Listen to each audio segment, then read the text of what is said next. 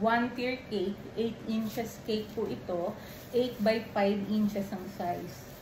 Ang paggawa po kasi ng man cake, iba-ibang style. Kung saan kayo nasanay, yun ang gawin nyo. Yung iba, binubuo muna yung cake, tsaka binubutasan. Ako po hindi. Nilalagyan ko na po muna ng butas, sinusukat ko na po muna yan, kinakat ko. Pagkatapos, papantayin ko yung cake at ipi-freezer ko ng overnight, tapos tsaka ko gagawin. So, yan, nag-a-assemble na tayo. Bali, 4 na layer po ito. Ayan. Tapos, i-center natin. Chocolate fudge. Tapos, yung pinaka-buttercream natin is chocolate whipped cream. So, ang may-ari kasi ng cake is a 90-year-old na lola. So, mas minabuti natin na ang gamitin natin na filling ay yung hindi gaanong katamisan. Tapos maglalagay tayo ng chocolate whipped cream, tapos papatong natin yung last layer.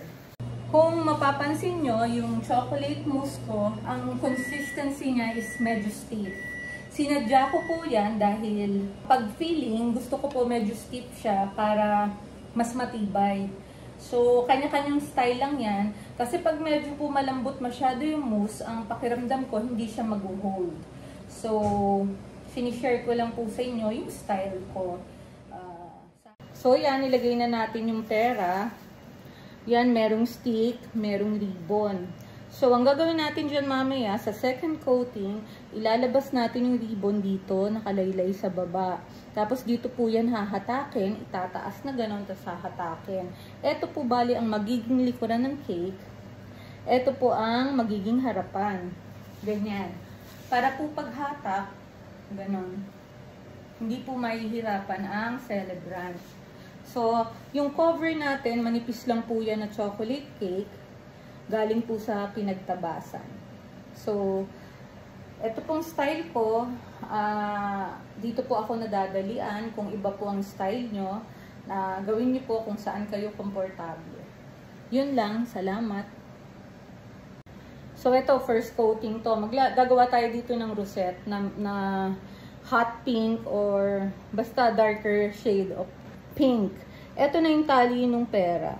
Dinikit na natin sa buttercream. Mamaya maggagawa tayo dyan ng rosette. So, matatakpan yan. So, yan. Napakita ko lang sa inyo yung sistema. Tapos ito, kokobera na natin to ng icing. Tapos lalagyan natin ng design.